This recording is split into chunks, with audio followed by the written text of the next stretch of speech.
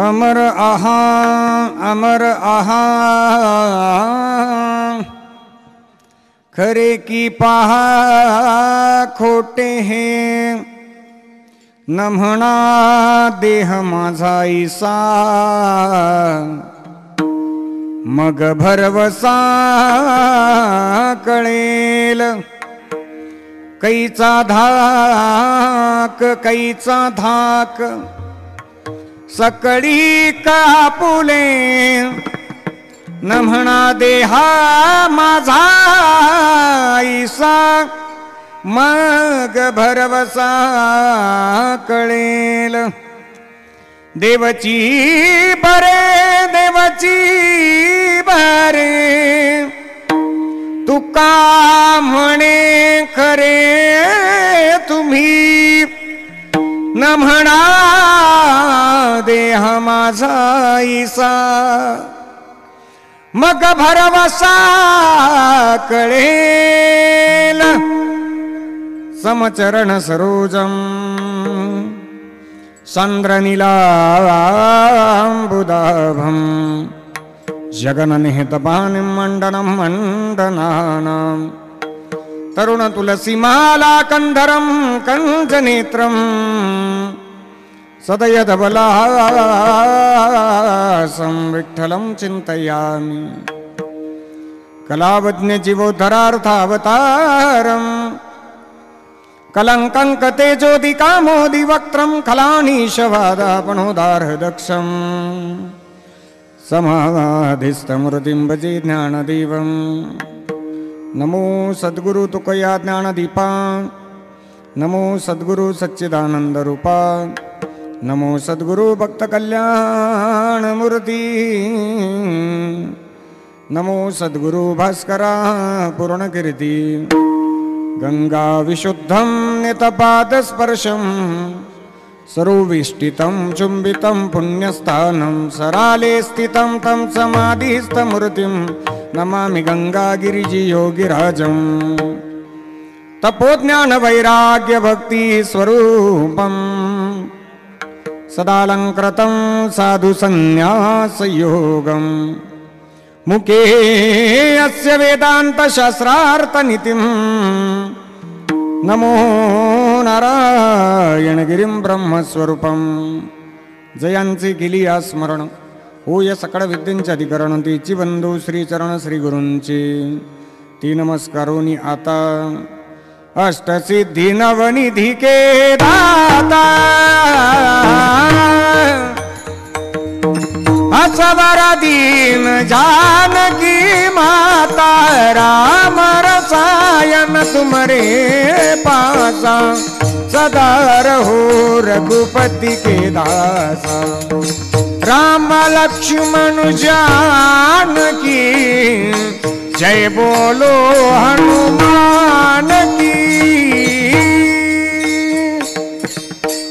सेवी लागी सेवक झालो तुम चला गलो निज चरणा तुम चला गलो निज चरणा चला गलो निज चरणा सेवे लागी सेवक झालो चला गलो निज चरणा तुम चला गलो निज चरणा तुम चला गलो निज चरणा सेवक झालो तुम चला गलो निज चरणा तुम चला गलो निज चरणा हरि बोल चला गलो निज चरणा सदराजी देवत धारा तुम चला गलो निज चरणा तुम चला गलो निज चरणा तुम चला गलो निज चरणा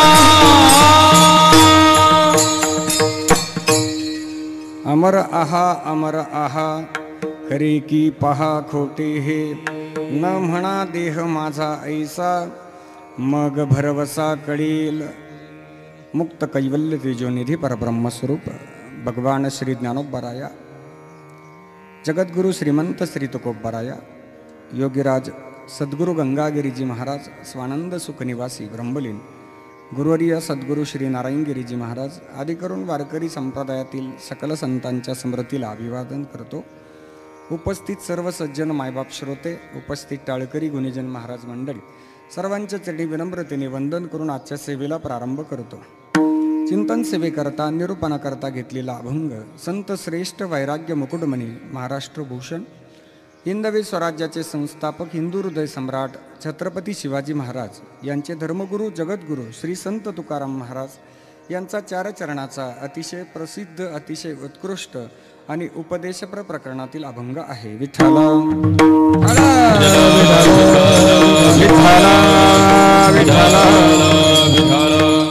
जगद्गुरू श्री संत तुकाराम महाराजांचा गोड असा अभंग आहे. अभंग तसा बहुधा श्रोत्यांच्या ऐकिवातला नसावा. अभंग थोडासा नवखा वाटतोय, परंतु अभंगाचा भाव खूप गोड आहे. जगद्गुरू श्री संत तुकाराम महाराजांनी आजच्या अभंगात आलेल्या देहाचं नश्वरत्व आणि धारण केलेल्या आत्म्याचं अमरत्व हे चार चरणांमध्ये सांगितलं आहे. महाराजांनी द्विरुक्तीने सांगितलं की तुम्ही आत्मतत्वाच्या ममत्वानं अमरच आहात. दोनदा सांगितलं, अमर आहा, अमर आहा, खरे की पहा खोटे हे. महाराजांनी प्रश्न विचारला आणि आम्हाला चिकित्सा करायला सांगितली आहे. खरं आहे की खोटं आहे हे तपासून बघण्याकरता महाराजांनी सूत्र सांगितलं द्वितीय चरणामध्ये. जो देह आम्हाला प्राप्त झालाय ना, तो देह माझा म्हणू नका. जो देह देणारे भगवंत आहेत, या प्रभू परमात्म्याचा हा देह आहे. ज्यांचा देह आहे त्यांच्या चरणी हा देह समर्पित करा, तेव्हा तुम्हाला भरवसा कळेल. हा देह ज्या कार्याकरता आम्हाला मिळाला आहे, चिंतन करता असेल, वारी करता असेल, संतांचे सेवे करता असेल, प्रभू कार्याकरता असेल आणि वडीलधाऱ्यांच्या सेवेकरता हा देह मिळाला. हा देह ज्यांचा आहे त्यांचा समजा. या देहावरचं प्रेम कमी झालं की आपोआप तुम्हाला भरवसा कळेल. न म्हणा देह माझा ऐसा, मग भरवसा कळेल. बरं, भरवसा कळाला तुम्हाला. आता तुम्ही रात्रंदिवस प्रभूचं चिंतन करतायत, मग आता तुमच्यामध्ये सामर्थ्य प्राप्त झालं चार गोष्टींचं. कोणतं? ऐका. तृतीय चरणाचा पूर्वार्ध गोड आहे. सामर्थ्य प्राप्त झालं, निश्चिंतता प्राप्त झाली 1, निर्भयता प्राप्त झाली 2, स्वतंत्रता प्राप्त झाली 3 आणि सुखरूपता प्राप्त झाली 4. निश्चिंतता, काळाविषयीची चिंता राहिली नाही. निर्भयता, काळाविषयीचं भय राहिलं नाही. स्वतंत्रता, जन्म मृत्यूचं स्वातंत्र्य मिळालं. सुखरूपता, आयुष्यभर भगवंताचं चिंतन केलं आणि सुखरूपता प्राप्त झाली. मग भीती नाहीशी झाली. काहीचा धाक सकाळी का आपुले, हे विश्वची माझे घर, ऐसी मती जयाची स्थिर, किंबहुना चराचर आपणची जाहला. या अंतःकरणामध्ये माऊलींच्या उक्तीप्रमाणे वृत्ती निर्माण झाली. जो दिसेल तो मला भगवत स्वरूप जाणवायला लागला. आता माझा देह सामान्य देह न राहता तो देवत्वाला पोहोचला. देवाची बरे. अभंगाचा समारोप करताना महाराजांनी सांगितलं तुम्ही देवरूपच आहात. देवची बरे तुका म्हणे खरे तुम्ही. महाराजांनी प्रश्न विचारला पहिल्या चरणाच्या उत्तरार्धामध्ये, खरं आहे की खोटं आहे हे तपासून बघा, आणि उत्तर दिलं तुम्ही खरेच आहात. केव्हा? जेव्हा कळेल तुम्हाला की आत्मतत्वाच्या ममत्वानं तुम्ही अमर आहात. विठाला ताली वाजवा मायबाप.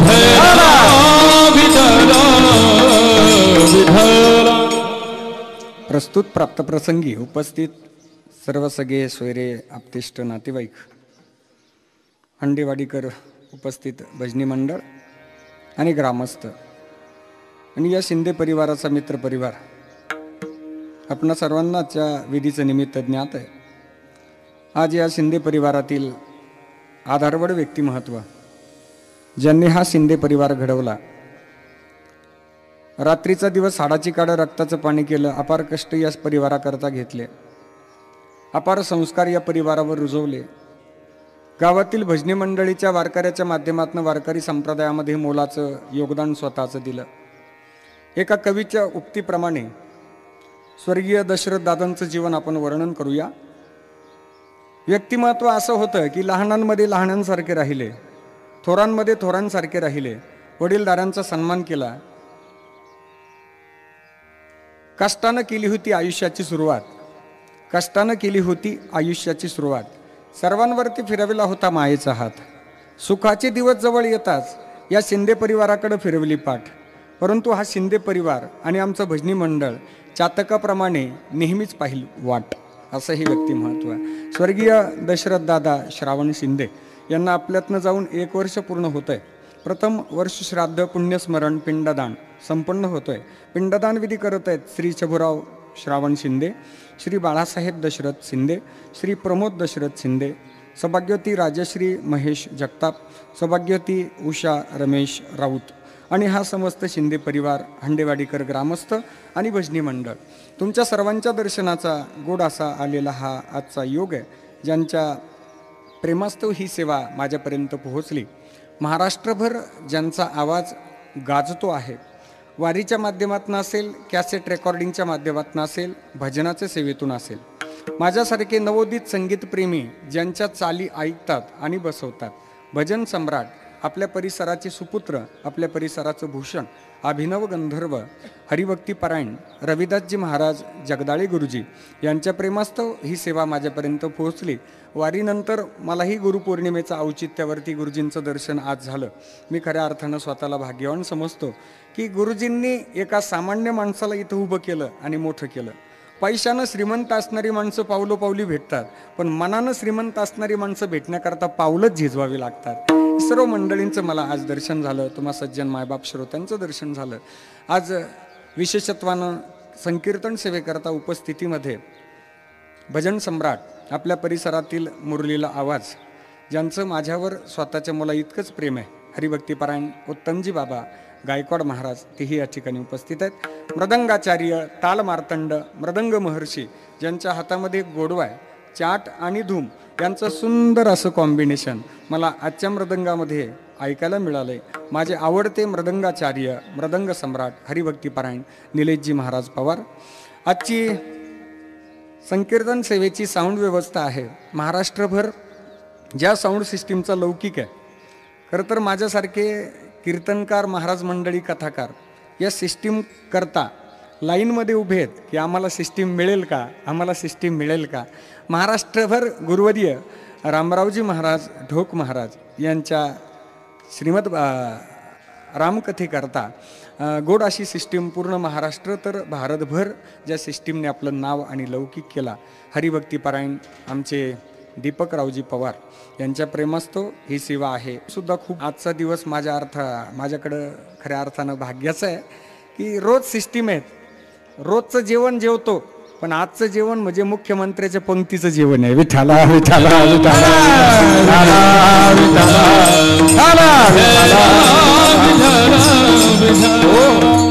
विनेकरी महाराज, गावातील सर्व टाळकरी मंडळी, वैकुंठवासी दशरथदादांची सर्व मित्र आहेत, टाळ घेऊन उभे आहेत.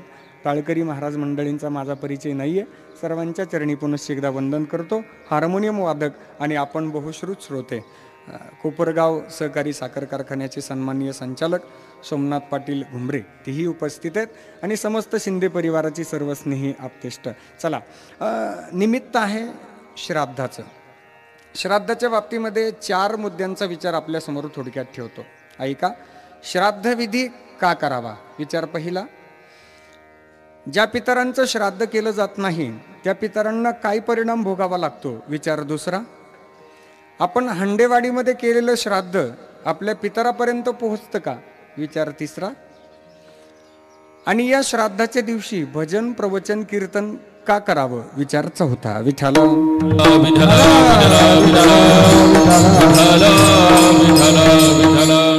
पहिला विचार मी आपल्या समोर ठेवला, श्राद्धविधी का करावा?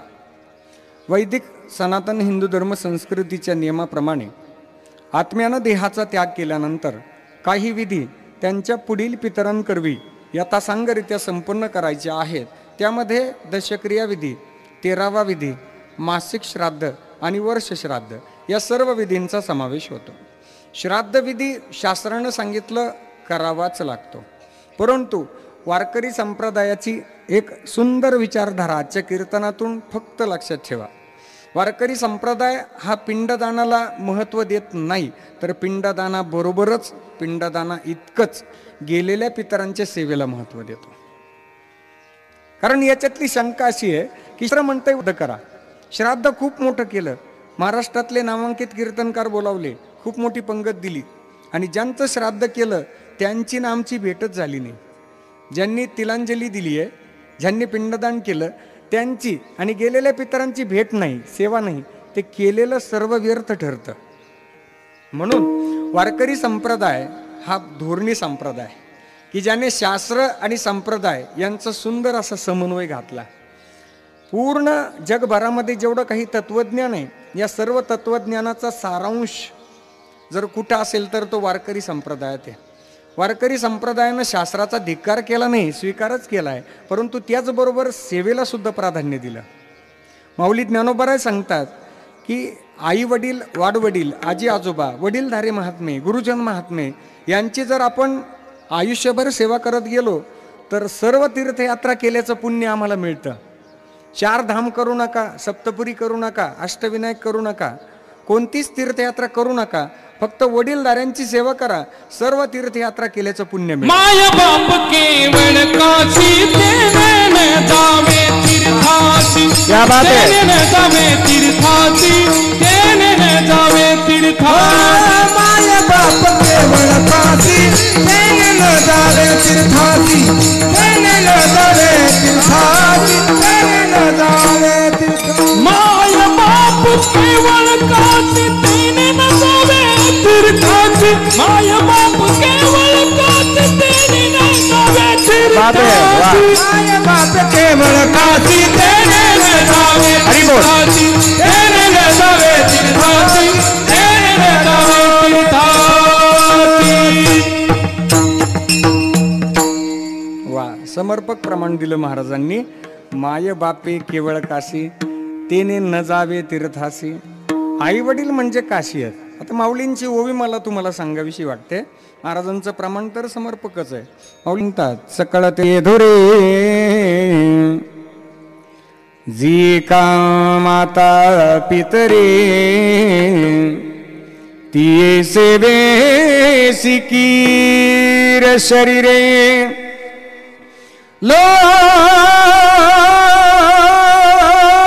लोण कीजे. माऊली सांगतात, सकळ तीर्थांची धुरे जी का माता पितरे, ती सेवेसी कीर शरीरे, लोण कीजे. फक्त सेवा करा, सेवेद्वारेही त्यांचे आशीर्वाद मिळतील आणि पिंडदानाद्वारेही आशीर्वाद मिळतील. माझे गुरुवर्य सद्गुरू श्री नारायणगिरीजी महाराज नेहमी सांगायचे की या जगाच्या पाठीवर सगळ्यात श्रीमंत व्यक्ती कोण असेल, श्रीमंत व्यक्तीची महाराजांनी केलेली व्याख्या ऐका. महाराज म्हणायचे, ज्याच्या पाठीशी आई वडिलांचे, वडीलधाऱ्यांचे, गुरुजन महात्म्यांचे आशीर्वाद आहे, सर्वाधिक आशीर्वाद ज्याच्या पाठीशी आहेत, तो या जगात सगळ्यात श्रीमंत. विठाला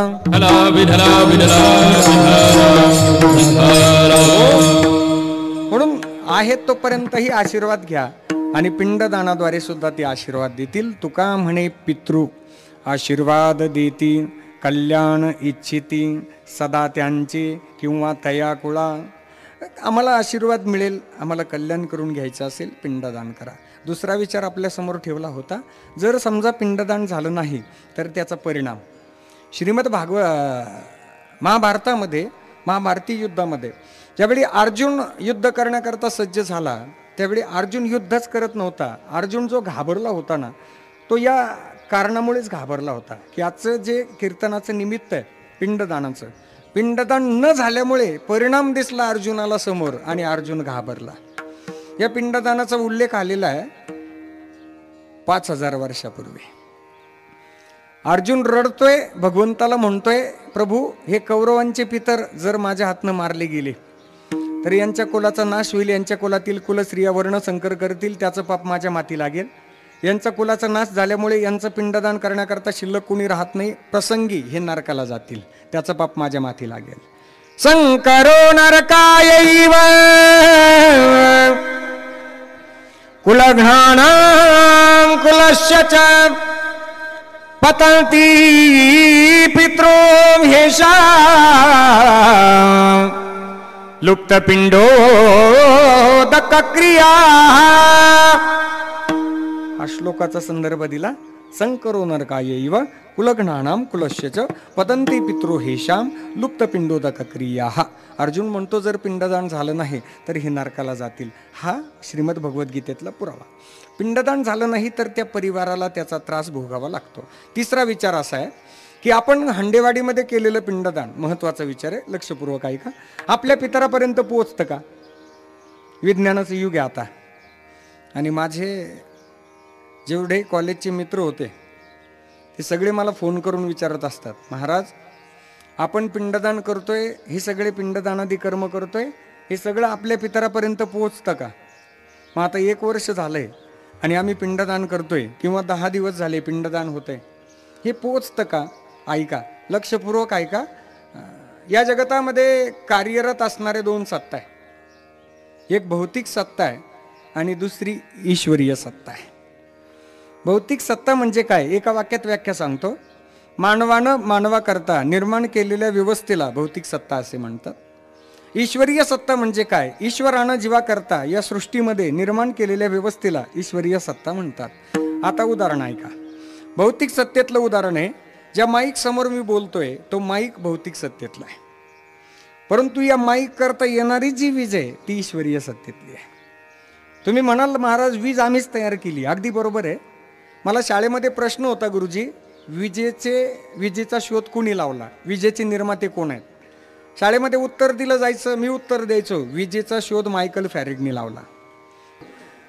माऊली ज्ञानोबरायांनी विजेचा शोध लावलाय. उदकाचे नि आवेशे प्रगटले तेज लखलखीत दिसे, ते विजू माझी असे सलील काही.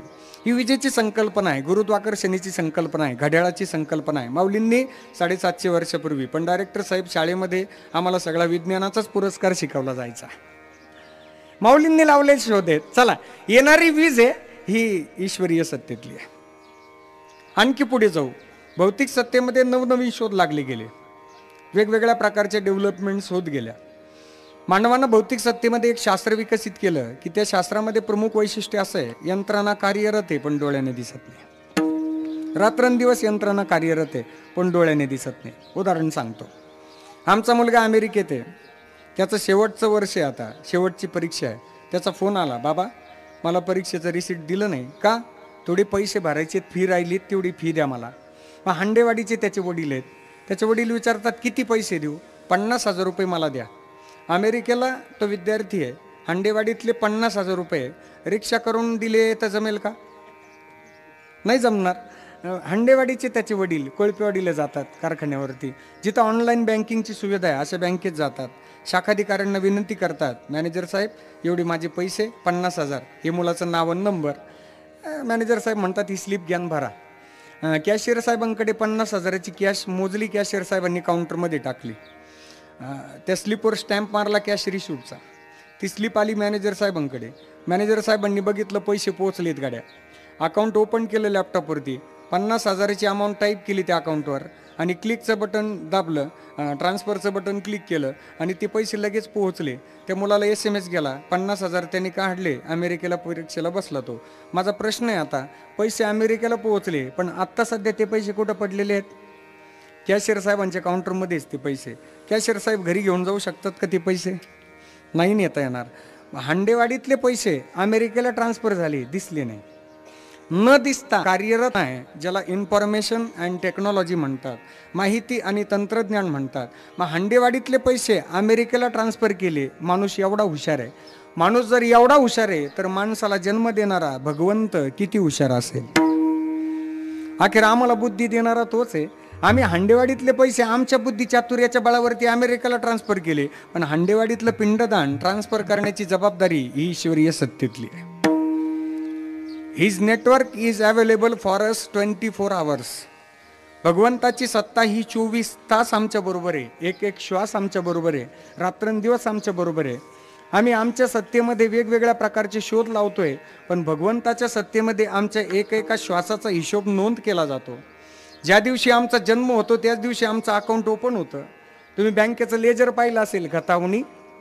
त्या खतावणीमध्ये खातेदाराचं नाव असतं, त्याला नंबर दिलेला असतो, खाली मोकळा पॅसेज असतो, मोकळं रिकामं पान, कोरं पान. त्याच्यात 2 कॉलम असतात, एक जमाचा आणि एक नावेचा. जमामध्ये भरलेले पैसे, नावेमध्ये काढलेले पैसे, बँकेचा हिशोब. आणि बँकेच्या खात्याची परिस्थिती केव्हा कळते? जेव्हा त्या खात्याची तपासणी होते, ऑडिट. आमचंही कर्माचं ऑडिट आहे. आमचा जन्म झाला त्याच दिवशी आमचं अकाउंट क्रिएट झालं, आमचं नाव नंबर दिला गेला, त्या दिवशी आमच्या हिशोबाला सुरुवात झाली. आम्ही क्रेडिट आणि डेबिट दोन्ही कॉलम भरतोय. क्रेडिटमध्ये पुण्यकर्म आणि डेबिटमध्ये पापकर्म असतं. आमचं केलेलं सर्व पुण्यकर्म, वारी असेल, संतांची सेवा असेल, वडीलधाऱ्यांचा सन्मान असेल, हा सगळा क्रेडिटमध्ये जमामध्ये. आणि कळत नकळत घडलेली पापं आहे ती सगळी नावेमध्ये. क्रेडिट आणि डेबिट हे टॅली केलं जातं केव्हा? जेव्हा ऑडिट होतं. माऊली ज्ञानोबारायांनी 750 वर्षापूर्वी सामान्य जीवाचं ऑडिट सांगितलंय. 750 वर्षापूर्वी आमचं प्रत्येक जीवाचं ऑडिट आहे. आमच्या प्रत्येक जन्माचा कर्माचा लेखाजोखा होत असतो. केव्हा होत असतो? मृत्यूचे काही क्षण शिल्लक असताना प्रत्येकाचं ऑडिट केलं जातं. तुम्ही म्हणाल कोणाकोणाचं ऑडिट झालं, आम्हाला पुरावा द्या. प्रत्येक जीवाचं ऑडिट होत असतं. प्रत्येक जीव आहे. मरताना माणसाचं निरीक्षण करा. काही जण हसून देह ठेवतात, काही जण रडून देह ठेवतात, काही जण जोरात हातपाय हलवतात, काही जण व्याकुळ होतात, पाणी पाणी करतात. आपण बोलतो माझ्याशी बोला, माझ्याशी बोला, ती आपल्याशी बोलत नाहीत. या मरीय मानस यातना म्हणतात, याला मृत्यूच्या वेळची यातना म्हणतात. हा हिशोब सुरू झाला की माणसाला दरदरून घाम फुटतो. करू नये तो केला व्यापार, वाहिला भार कुटुंबाचा. ऑडिट कुणाचं झालं? तुमचा विश्वास बसेल असं एकच उदाहरण सांगतो पुढे जातो. भगवान श्री प्रभू रामचंद्रजी या विश्वाचे मालक आहेत. भगवान प्रभू रामचंद्रजींचे पूज्य पिताश्री ज्यावेळी मृत्यूच्या शय्येवर आहेत त्यावेळी समोरच्या भिंतीवर त्यांना चित्र दिसू लागलं. त्यावेळी ती बघतायत, शेजारी सुमंतजी आहेत, कौसल्या माता आहेत. त्यावेळी राजा दशरथ व्याकुळ झाले आणि सुमंतजींना म्हणतायत, सुमंतजी समोरच्या भिंतीवर तुम्हाला काही चित्र दिसतंय का? बघ कौसल्या, समोरच्या भिंतीवर काही चित्र दिसतंय का? कौसल्या माता म्हणे मला काहीच दिसत नाही. राजन तुम्हाला कोणतं चित्र दिसतंय? त्यावेळी राजा दशरथांचे उद्गार आहेत, कौसल्या अगं मला श्रावण बाळ दिसतोय, त्याच्या विरुद्ध माता पिता दिसतायत, ते तहानेनं व्याकुळ झालेत आणि श्रावण बाळाचा माझ्या हातनं घडलेला वध मला दिसतोय. अखेर वध झाल्यामुळे पुत्रवियोगाने श्रावण बाळाच्या आई वडिलांनी जो शाप मला दिलाय तो शाप दिसतोय. राजा, अरे तू जरी अयोध्येचा राजा असशील तरी तुझ्यामुळे आज आम्हाला पुत्रवियोगाने मरावं लागतंय. तुलाही 4 पुत्र होतील आणि तुलाही अखेर पुत्रवियोगानेच मरावं लागेल. हा राजा दशरथांचा ऑडिट पॉइंट. जरी देवाचे वडील होते तरी खात्यामध्ये महत्वाची क्युरी निघाली. सगळंचे सगळं खातं समोर दाखवलं जात नाही. खात्यामध्ये फक्त महत्वाची क्षणचित्र दाखवली जातात, हायलाईट केलं जातं आमचं खातं. तात्पर्य एक आहे, आपण केलेलं सर्व कर्म आहे हे सगळं आमच्या अकाउंटमध्ये आहे. चिट्ठी के पैर में घुंघरू बजते है वो भी अल्लाह सुनता है. जैसे जाचे कर्म तैसे फल दे तुरी ईश्वर. क्या बात है. जैसे जाचे कर्म तैसे फल दे तुरी ईश्वर. जैसे जाच कर्मा तैसे फल दे तुरे ईश्वर. जैसे जाच कर्मा तैसे फल दे तुरे ईश्वर. जगी जीवनाचे सर्वहुनी सत्वर. जगी जीवनाचे सार धावे जानुनी सत्वर. जैसे जाच कर्म तैसे फल दे तुरे ईश्वर. जैसे जाच कर्म तैसे फल दे तुरे ईश्वर. क्षणिक सुखासाठी आपुल्या कोणी होतो नीती भ्रष्ट. कोणी त्यागी जीवन आपले जातो जयाला जो शरण. सोड सोड माया सारी, सोड सोड माया सारी आहे जग हे नश्वर. जैसे जाच कर्म तैसे फल दे तुरे ईश्वर. जैसे जाच कर्म तैसे फल दे तुरे ईश्वर.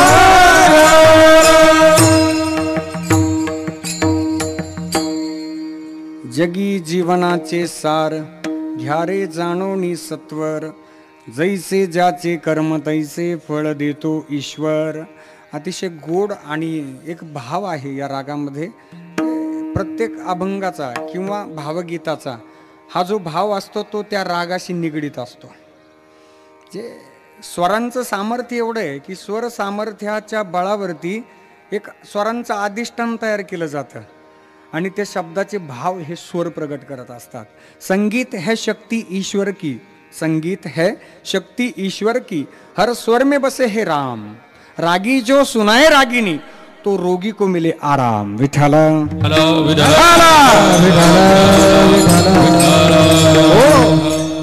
हा कर्माचा लेखाजोखा आहे. केले कर्म झाले, तेची भोगा आले, उपजले, मेले, ऐसे किती. प्रत्येकाचं ऑडिट होतं, प्रत्येकाचं अकाउंट हे क्लिअरिंगला आलं की माऊली ज्ञानोबराय सांगतात, जैसे जीर्णवस्त्र सांडीजे मग नूतन वेडीजे तैसे देहांतरा ते स्वीकारीजे चैतन्यनाथ. हे दुसऱ्या अध्यायातील 22व्या क्रमांकाच्या श्लोकावर 44व्या क्रमांकाची ओवी आहे. माऊली चिंतन करताना ऑडिट सांगतात, जुने कपडे टाकणं आणि नवीन कपडे परिधान करणं म्हणजे सामान्य जीवाचं ऑडिट. मागच्या कपड्यामध्ये केलेलं कर्म या मागच्या कपड्यातील कर्मानुसार पुढचे कपडे ठरलेले असतात. मागचं कर्म जसं असेल तशी पुढची गती मिळत असते. आपण करत असलेलो, आपण भोगत असलेलो भोग आणि आपण करत असलेलं कर्म याचा काडी मात्र संबंध नाही. आजचे भोग हे मागच्या जन्मीचे कर्म. भोगतन घडे संचिता वाचोनी, भोगतो न घडे संचिता वाचोनी, संचिता वाचून भोगतो न घडे संचिता वाचोनी, भोगतो ना घडे संचिता वाचोनी, भोगतो न घडे संचिता वाचोनी, करावे ते मनी समाधान. भोगतो न घडे संचिता वाचोनी, करावे ते मनी समाधान. हो करावे ते मनी समाधान. भोगतो न मानून हे खेळतो मन होनी मानी, मानून येथे भोगतो ना घडे संचिता वाचोनी, करावे ते मनी समाधान. भोगतो ना घडे संचिता वाचोनी, करावे ते मनी करावे ते मनी समाधान. मनवोनी मानी मारून खेळू, मनवोनी मानी मानून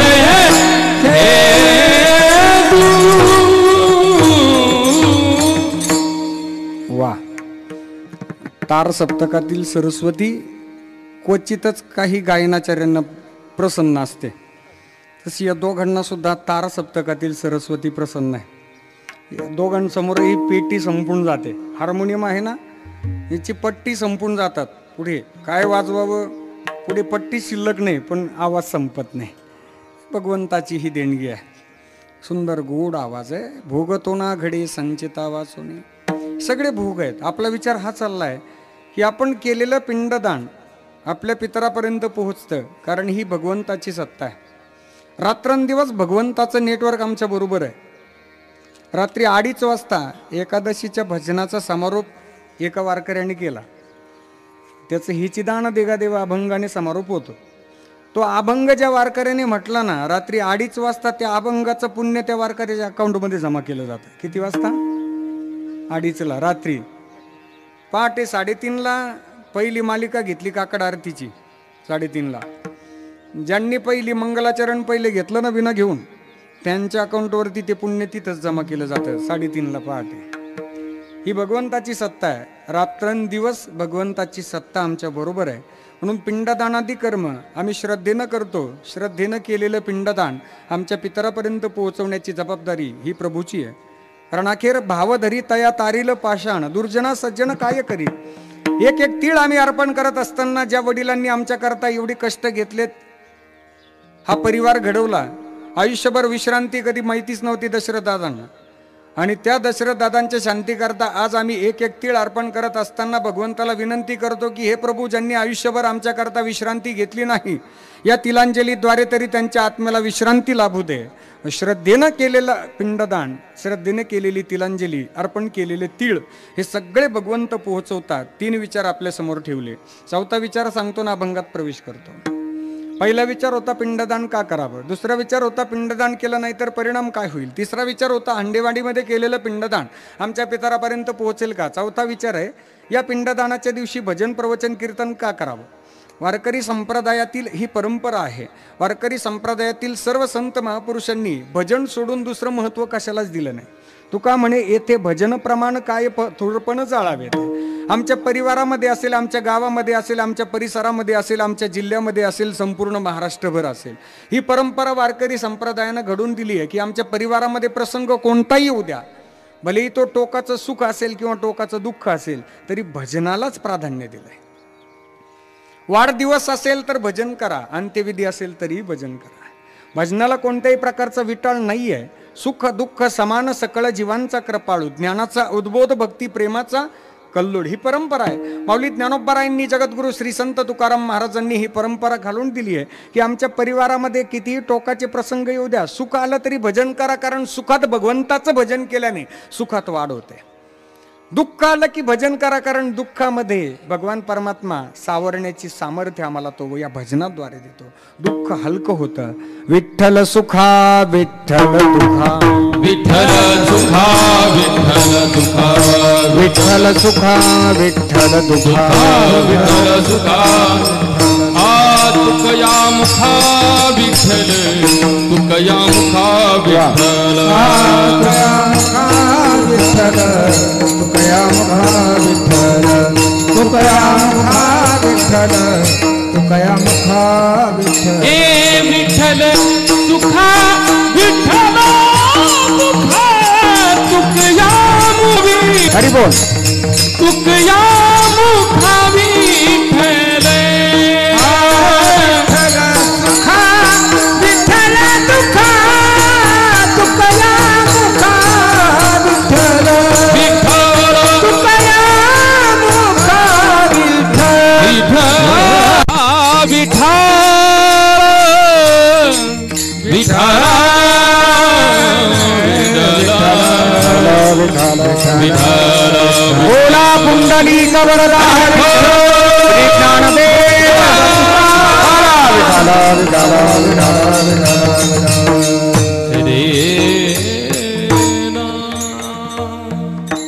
परंपरा आहे.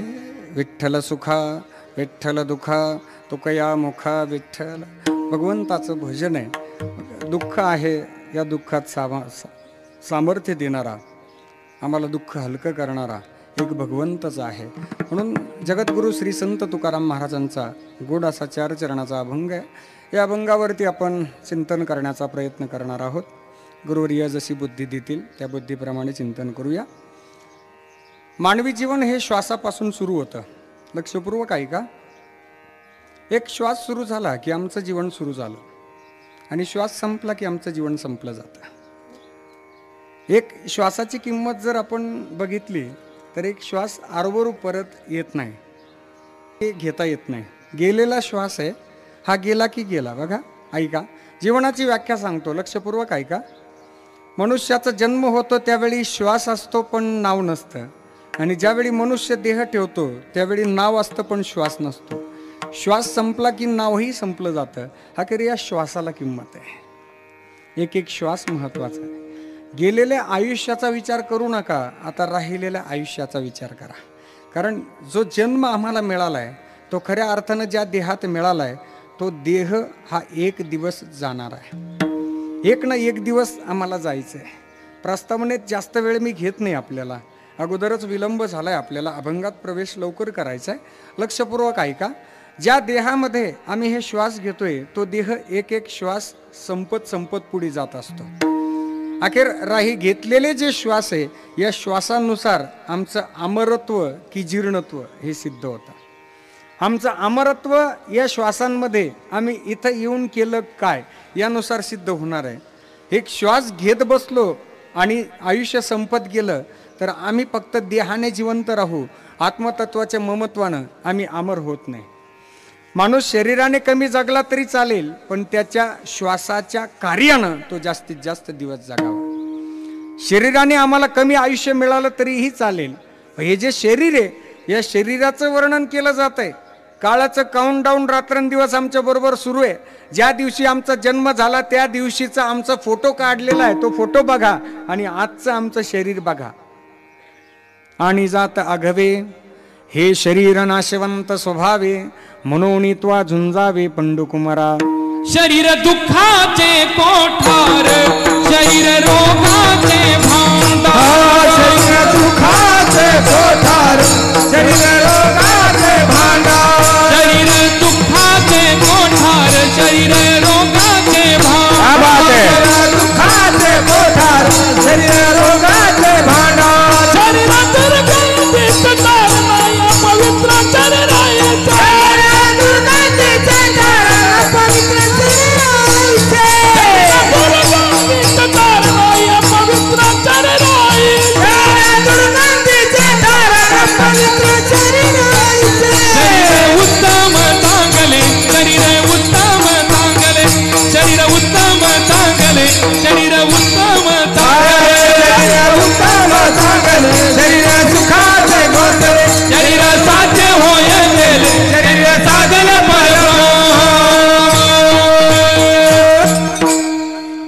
प्रमाण सुद्धा उत्तम आहे आणि म्हणणारही उत्तमच आहे आणि चाल सुद्धा उत्तमच आहे. शरीर रोगाचे भांडार, शरीर दुःखाचे कोठार, शरीर दुर्गंधीचे थार. नाही अपवित्र शरीरा ऐसे, नाशवंत देह जाणार सकळ. आयुष्य खातो काळ सावधान. काळाचं काउंटडाऊन सुरू आहे. काउंटडाऊन, उतरता क्रम. आमचं आयुष्य पुढे सरकत जातं, पुढे वाढदिवस साजरे होत जातात, पण काळ एक एक सेकंद आमच्या उतर घडोघडी काळ वाटयाची पाय. घडोघडी काळ वाटयाची पाहे, अजून किती आहे अवकाश. अजून किती आहे अवकाश. घडी घडी काळ वाटयाची पाहे, घडी घडी काळ वाटयाची पाहे, अजून किती आहे अवकाश. अजून किती आहे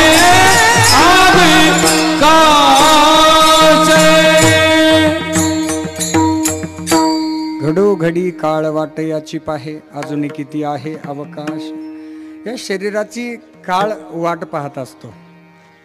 हे शरीर एक दिवस संपणार आहे. कोणाचंही असो, तुमचं असो माझं असो. रंजाळे महाराज बोलताना दिसतोय, पण या शरीराची व्हॅलिडिटी ठरलेली आहे.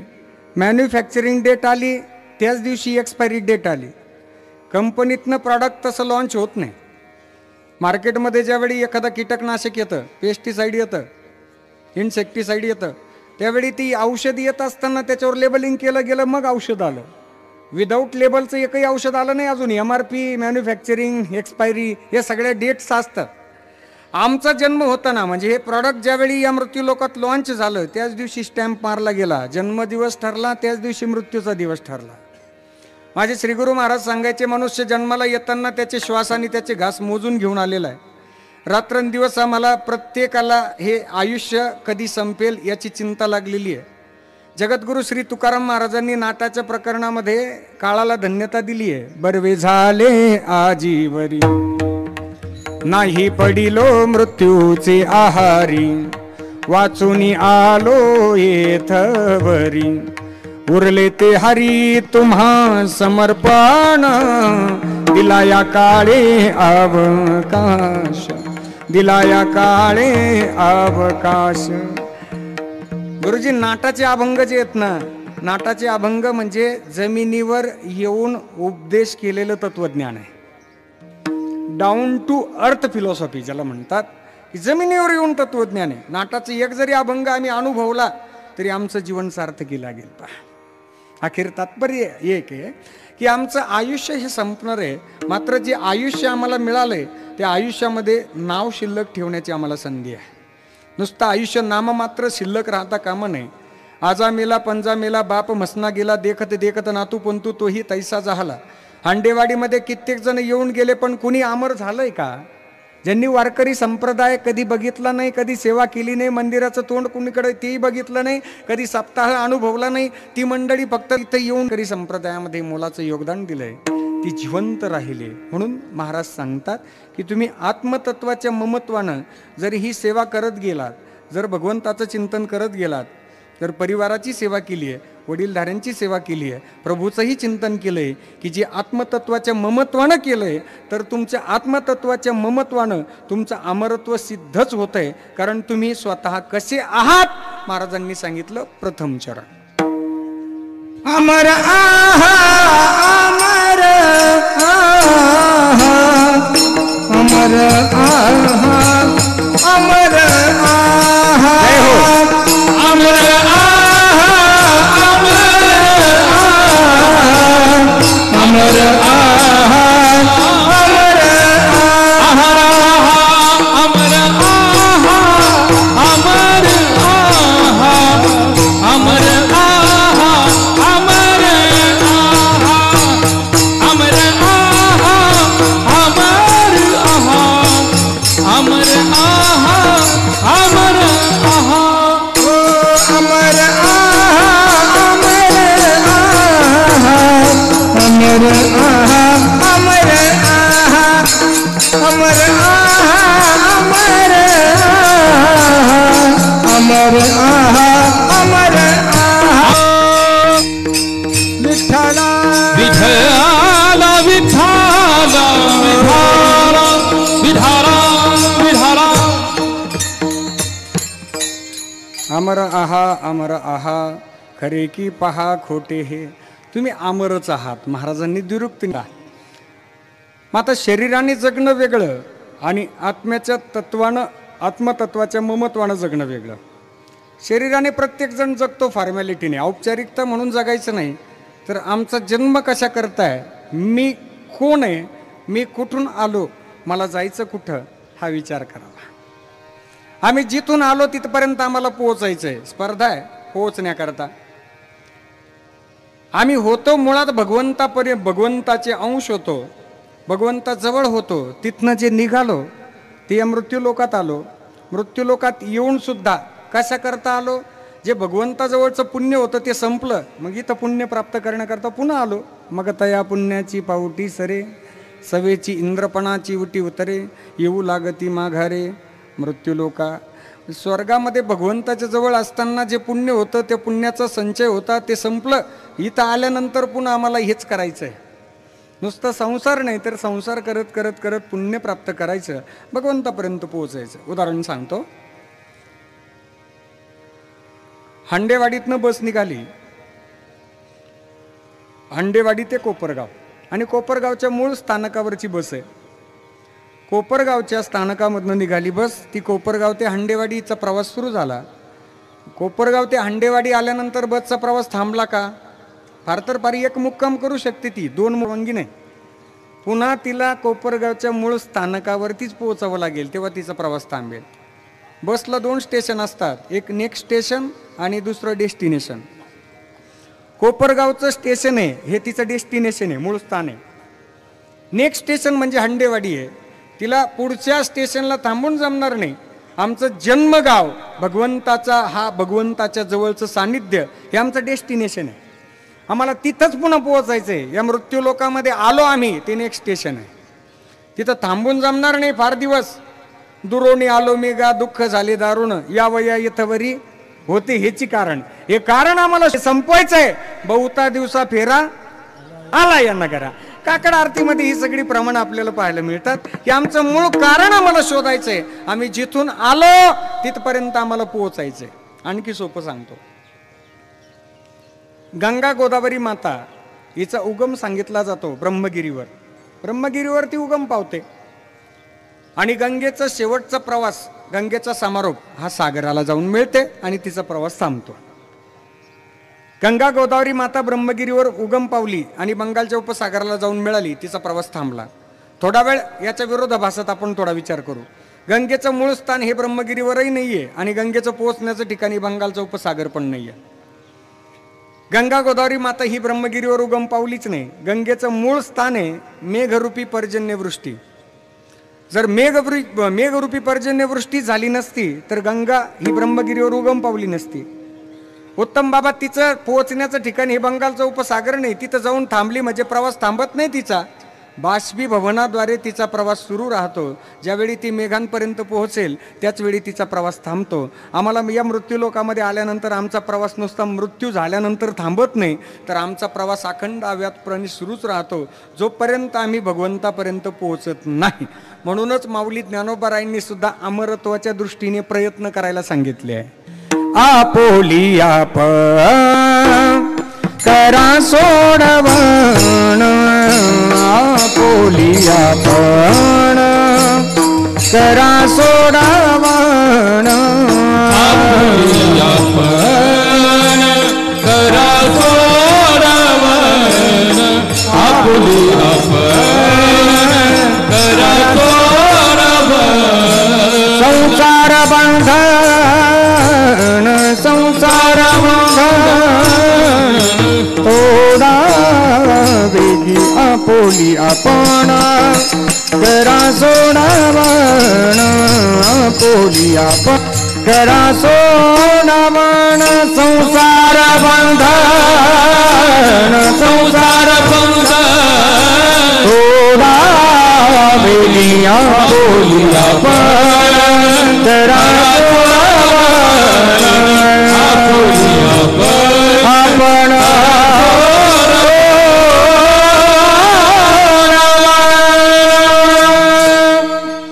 आपल्याला आपली सोडवण करायची आहे.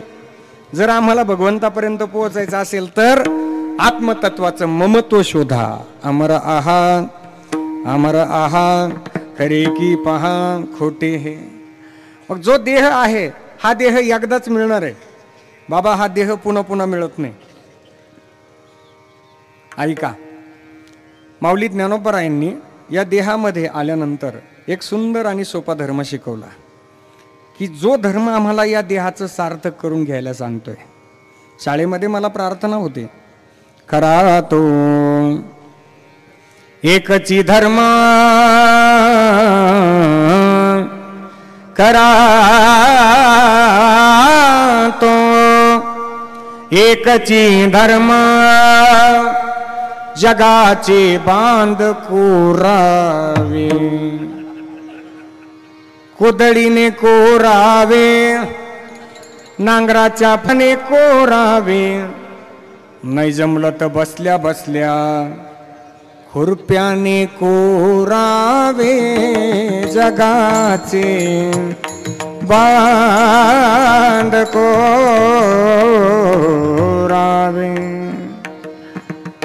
जास्त कोरला काय मी बांध तुमचा आज. मायबाप काही नाही राहत इथं. आपण कोरलेली जमीन इथंच आहे. हांडेवाडी आपण नव्हतो तरी अशीच आहे आणि आपण गेल्यावर पण अशीच राहणार आहे. नो हे तुझा परिवार द्रव्यदाराक्षण भंग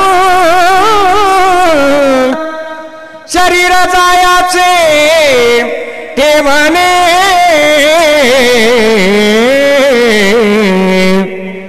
शरीर जायाचे ठेवणे,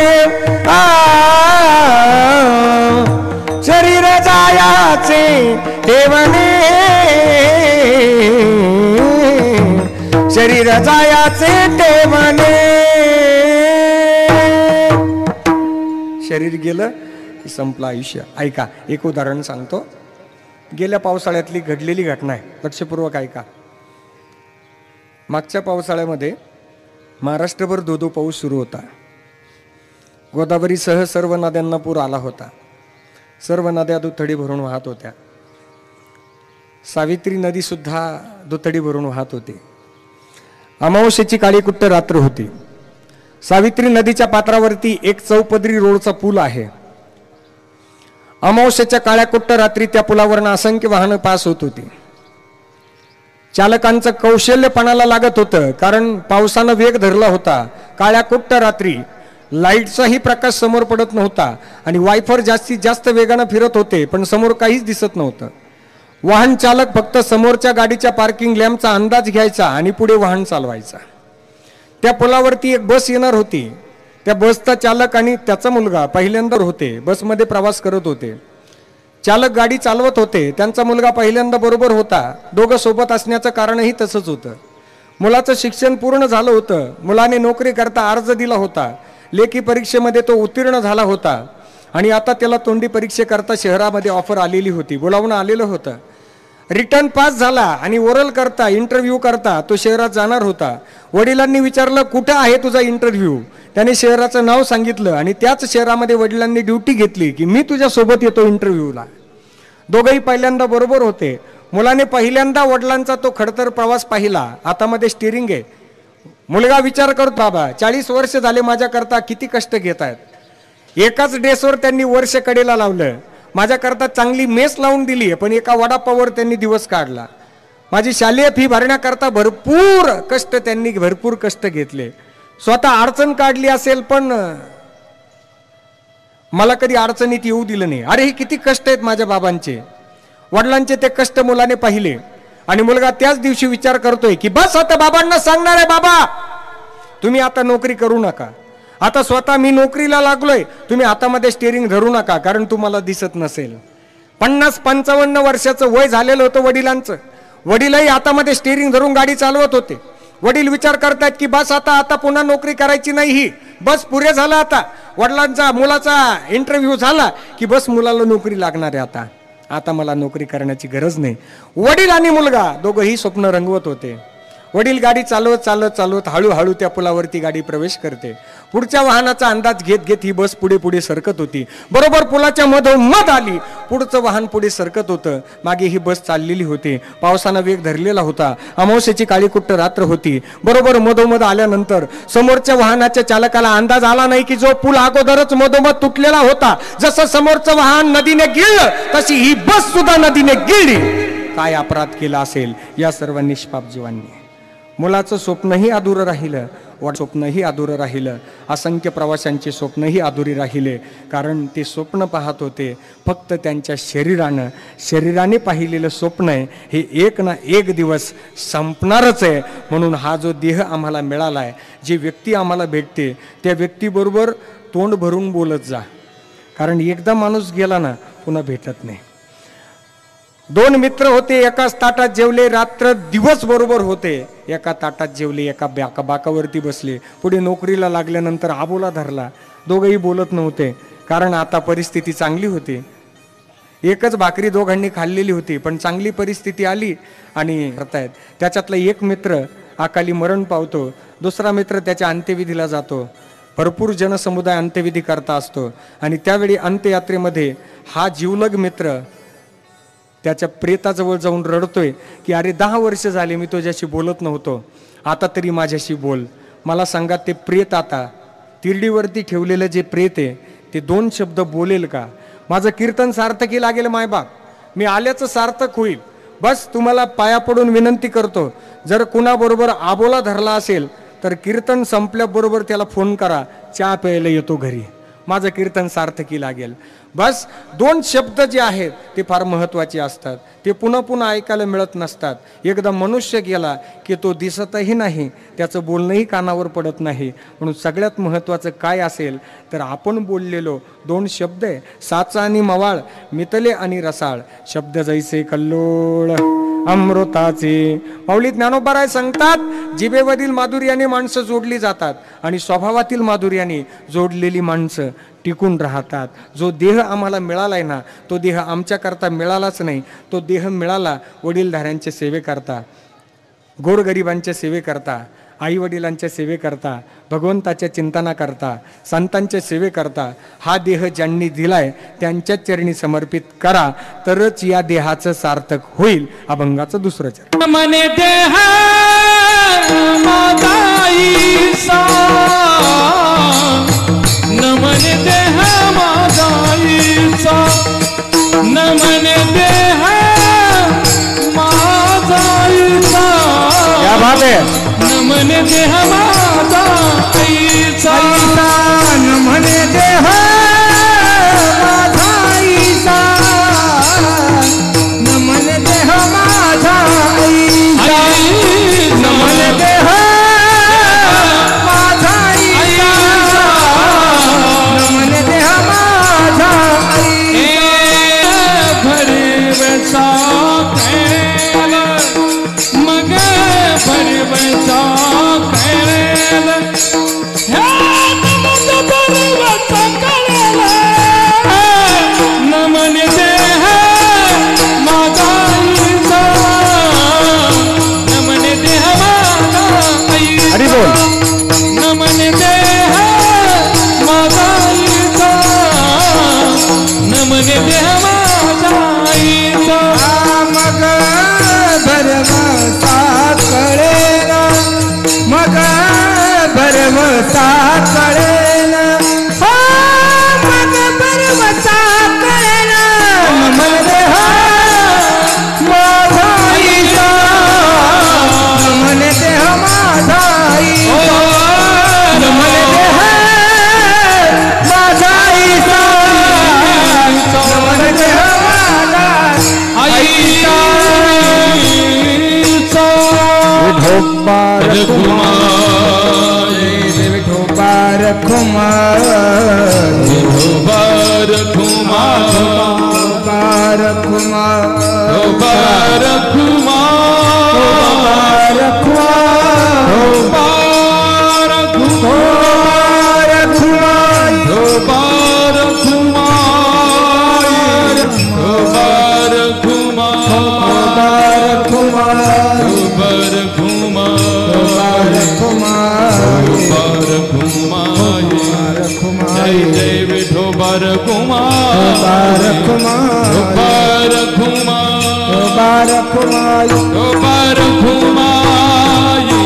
विठोबार Kumar विठोबार Kumar bar kumar bar kumar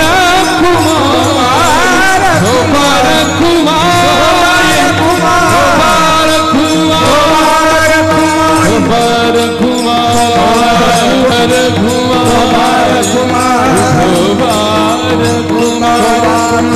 kumar bar kumar bar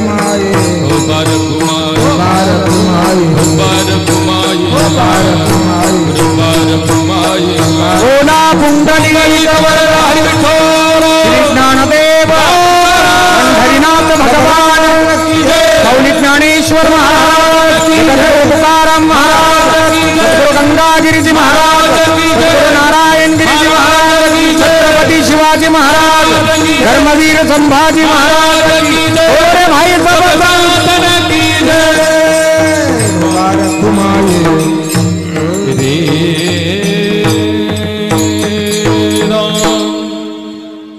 न म्हणा देह माझा ऐसा मग भरवसा कळील. हा देह किती दिवस मिळाला यापेक्षा या देहामध्ये आम्ही जीवन कसं व्यतीत केलं याला फार महत्त्व आहे. क्वांटिटीजपेक्षा क्वालिटीला महत्त्व असतं.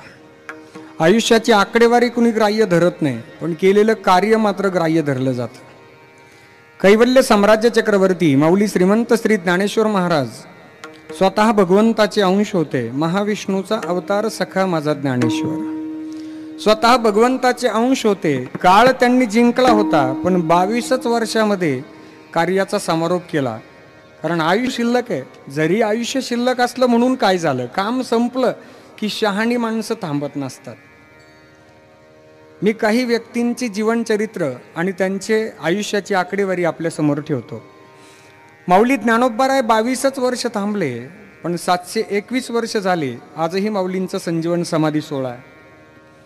जगद्गुरु श्रीमंत श्री तुकाराम महाराज 350 वर्ष झालेत, पण आजही बीजोत्सव सुरू आहे.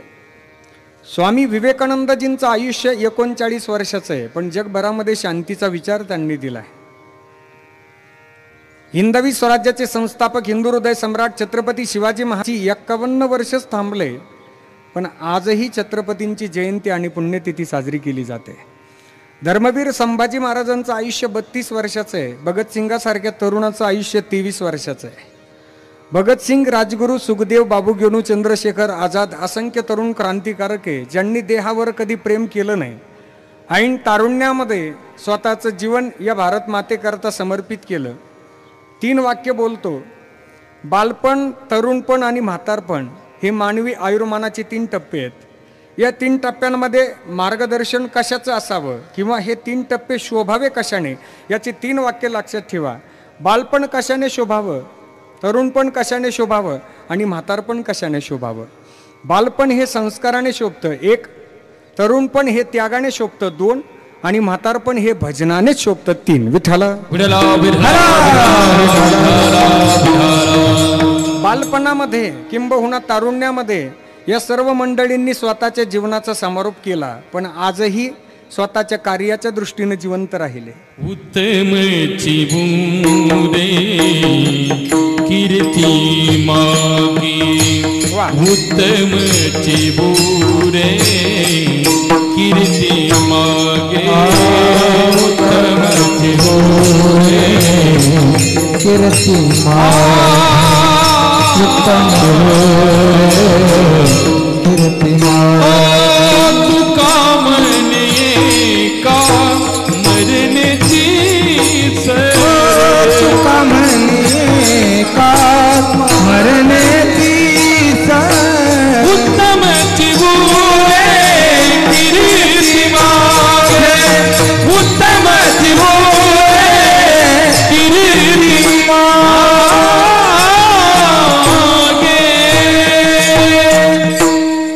तुका म्हणे एका मरणीची सरे, उत्तमाची उरे कीर्ती मागे.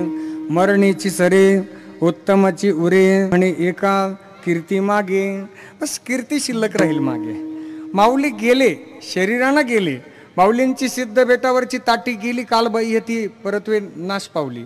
जगद्गुरूंचा वाडा कालबाह्य परतवे तो नाहीसा झाला, पुन्हा बांधलेला आहे. छत्रपतींच्या किल्ल्यांचे किंबहुना आता नूतनीकरण सुरू आहे, पण छत्रपतींचं कार्य शिल्लक राहिलं. अमर आहा, ही अमरत्वाच्या दृष्टीनं ही भूमिका आहे. छत्रपती शिवाजी महाराज ही जर आपण व्यक्तिमत्व बघितलं किंवा भारताच्या इतिहासामध्ये एक व्यक्तिमत्व आहे, आदर्श व्यक्तिमत्व आहे. लक्षपूर्वक ऐका. एवढा एक व्यक्तिमत्वाचा प्रवास सांगतो आणि भैरवीकडे जातो. आपली वेळ बरोबर 12 वाजता संपणार आहे. भगवान रामेश्वराच्या रखरखीत वाळवंटामध्ये शंख आणि शिंपले विकणारा सामान्य नावाड्याचा मुलगा पेपर विकत विकत विकत स्वतःचं शिक्षण पूर्ण करून घेतलं. मस्जिदमध्ये राहिले, मंदिरातही वास्तव्य झालं. भगवान रामेश्वराच्या मंदिरातही राहिले आणि मस्जिदमध्ये सुद्धा राहिले. कधी कोणत्याही धर्माची कट्टरता जाणू दिली नाही. उच्च शिक्षण पूर्ण झालं. भारताचे संशोधक झाले, शास्त्रज्ञ झाले. नुसते शास्त्रज्ञ भरपूर होऊन गेले, पण या भारत मातेकरता स्वतःचं मोलाचं असं योगदान असावं ही भूमिका लहानपणापासून होती. म्हणून या भारत मातेला सुरक्षेच्या दृष्टीनं मजबूत अशी स्थिती ज्यांनी प्राप्त करून दिली आहे आणि त्या स्थितींना नाव दिलं गेलं. भारत माता आज सुरक्षित आहे फक्त या महात्म्यांमुळे. The missile man doctor APJ Abdul Kalam हे व्यक्तिमत्व आहे. मला पुढे जायचं आहे. त्यांचं स्वतःचं आत्मचरित्र आहे, दी विंग्ज ऑफ फायर, अग्निपंख. कधी वाचण्याचा योग आला तर नक्की वाचा. त्यांनी त्या आत्मचरित्रामध्ये स्वतःच्या जीवनाचा गौरव अजिबात केला नाही, फक्त आलेले अनुभव सांगितलेत. शास्त्रज्ञ झाले, पुढे राष्ट्रपती झाले. राष्ट्रपती पदाचा बहुमान कधी चेहऱ्यावरती दाखवलाच नाही. राष्ट्रपती पद सोडताना ज्यावेळी लिहिलं, निवृत्तीपत्र लिहिलं, राष्ट्रपती भुवन सोडलं, हातामध्ये फक्त एक बॅग होती. त्या बॅगमध्ये 2च ड्रेस होते. स्वतःच्या मालकीचा एक बंगला होता, तो संशोधनाकरता दान लिहून दिला. बऱ्याच गाड्या राष्ट्रपती भवनाच्या समोर उभ्या होत्या. साहेब घरी सोडू का? कोणाच्याही गाडीत न बसता रेल्वेचं तिकीट काढून माजी राष्ट्रपती रेल्वेने घरी आले. न भूतो न भविष्यती असं हे व्यक्तिमत्व. मला पुढे जायचंय. राष्ट्रपती पद उपभोगलं, शास्त्रज्ञही होते, पण पुढे प्राप्त झालेलं जे ज्ञान आहे ते ज्ञान दान करावं ही अंतःकरणामध्ये वृत्ती होते. ज्ञानदान करत करत करत करत स्वतःचं जीवन त्यांनी समर्पित केलं. एकच विचार सांगतो, डॉक्टर साहेबांचे अनेक विचार आहेत. माझे फेसबुक वॉलवर एका मित्राने पोस्ट केली. मित्र थोडेसे वयस्कर होते. वयस्कर मित्रांनी पोस्ट केली होती, सध्याचे तरुण फार झोपतात, सध्याचे तरुण फार झोपतात. आता एका तरुणाला खटकण्यासारखी ती पोस्ट आहे. त्याने लगेच कमेंट दिली, खाली टार्गेट होता जरा, त्याने कमेंट दिली, सध्याचे तरुण फार झोपतात कारण त्यांची स्वप्न मोठी असतात. मोठी झोप घेतली तरच मोठी स्वप्न पूर्ण होतील असं अजिबात नाही. आता मला डॉक्टर साहेबांचा विचार सांगायचा आहे. डॉक्टर साहेब सांगतात, स्वप्न मोठी झोप घेऊन कधीच पूर्ण होत नसतात. की जी पूर्ण होईपर्यंत झोपेला यूज देत नसतात, ती स्वप्न असतात. लहरों से डरने वालों की नौका पार नहीं होती, लहरों से डरने वालों की नौका पार नहीं होती और कोशिश करने वालों की कभी हार नहीं होती. हे डॉक्टर साहेबांचा हा विचार आहे. पुढे शिक्षण प्राप्त झालंय, ते ज्ञान आहे, ते ज्ञान दान करावं. ते ज्ञान दान करत असताना चीनमध्ये शेवटची कॉन्फरन्स ठरली. ती विद्यार्थ्यांना मार्गदर्शन करत होते. शिलाँगला मार्गदर्शन करत असताना शेवट उचकी लागली आणि शेवटचा श्वास घेतला तोही कॉन्फरन्समध्येच. जसं वारकरी हा मरण मागतो वारीमध्ये, भजनी वारकरी मरण मागतो मंदिरामध्ये एकला, तसं या विज्ञानाच्या वारकऱ्याने सुद्धा भगवंताला विनंती केली असेल की माझा समारोप मला ज्ञानदान करत असतानाच होऊ दे, मरण येऊ द्या आवडत्या क्षेत्रामध्ये.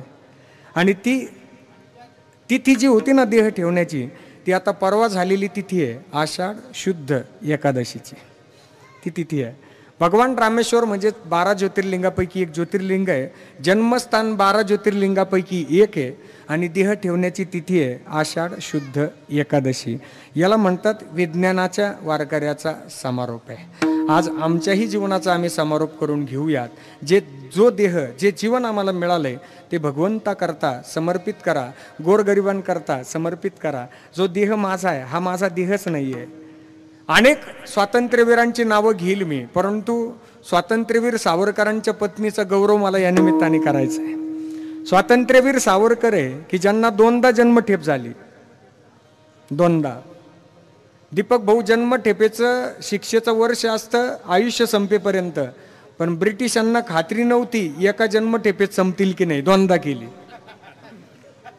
नेमजसीने परत मातृभूमीला, सागरा प्राण तळमळला, तळमळला सागरा. निमजसीने परत मातृभूमीला, सागरा प्राण तळमळला, तळमळला सागरा. स्वातंत्र्यवीर सावरकरांच्या पत्नीने काय केलं होतं सांगू का? स्वतःच्या पतीची सेवा करण्याकरता जन्मठेपेमध्ये स्वातंत्र्यवीर होते. स्वतःची पतीची सेवा म्हणून गर्भवती असल्याचं सोंग केलं आणि गर्भामध्ये बॉम्ब बांधले आणि स्वतःच्या पतिदेवांपर्यंत पोहोच केले. देह समर्पित करणं. देह समर्पिजे देवा, भार काहीच ना घ्यावा, तुका म्हणे आघवा होईल आनंद. न म्हणा देह माझा ऐसा, मग भरवसा कळेल. छत्रपती शिवाजी महाराजांनी स्वतःच्या देहावर प्रेम केलं नाही. माऊली ज्ञानोबारायांनी स्वतःचा देह म्हटले नाही. जगद्गुरु श्री तुकाराम महाराजांनी कधी स्वतःच्या देहाचा उल्लेख केला नाही. छत्रपती शिवाजी महाराजांनी वयाच्या 16व्या वर्षी भगवान घोराडेश्वराच्या पिंडीवर स्वतःच्या रक्ताचा अभिषेक केला. वयाच्या 27व्या वर्षी अफजल खानाचा वध केला. वयाच्या 32व्या वर्षी औरंगजेबाचा समाचार घेण्याकरता निघाले. वयाची 51 वर्षातले 35 वर्ष महाराष्ट्राच्या मातेकरता अर्पण केले. म्हणूनच हिंदू हृदय सम्राट ठरले, महाराष्ट्राचं कुलदैवत ठरले छत्रपती शिवाजी महाराज. कोणाला म्हणावं छत्रपती, कोणाला म्हणावं शिवाजी. अनेक राजे होऊन गेले, पण अरबी समुद्रामध्ये स्मारक कोणाचं झालं नाही, होणार नाही. 65 किलोची तलवार वागवतो, त्याचं नाव यसाजी. किती किलोची? 65. 65 किलोची तलवार. 15 किलोचं गॅसचं सिलेंडर असतं. किती किलोचं? गॅसची टाकी किती किलोची आहे? पण त्यालाही पार्टनर लागतो आम्हाला. धर तिकडून, तुला चपाती करायची, धर धर धर, उचल उचल उचल, नाही का? 65 किलोची तलवार साजी. 2000 सैन्याचा मुकाबला एकटाच करतो, त्याचं नाव बाजी. स्वतःचा हात तुटला होता तरी शत्रू बरोबर झुंजत येत राहिला, त्याचं नाव तान्हाजी. दिल्लीवरून जर घोड्यावर निघाला तर 8च तासामध्ये पुण्याला घोडा पोहोचवायचा, त्याचं नाव संताजी. 1.5 तासामध्ये शत्रूच्या तंबूचा मुकुट चोरून आणून द्यायचा, त्याचं नाव धनाजी. वाघाच्या सिंहाच्या जबड्यामध्ये हात घालण्याचं सामर्थ्य ज्यांचं होतं ते धर्मवीर संभाजी. आणि या सर्वांना एकत्र करून हिंदवी स्वराज्याची स्थापना ज्यांनी केली तेच होते छत्रपती शिवाजी. देवदेश धर्मापायी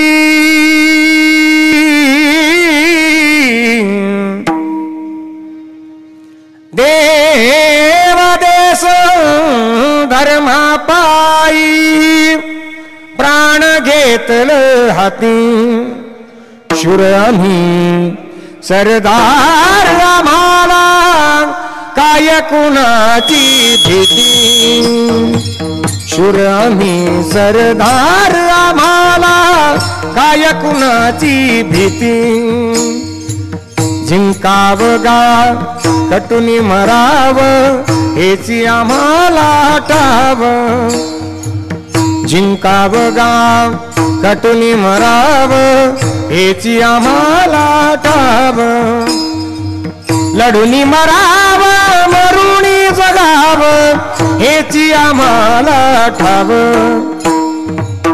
देशापायी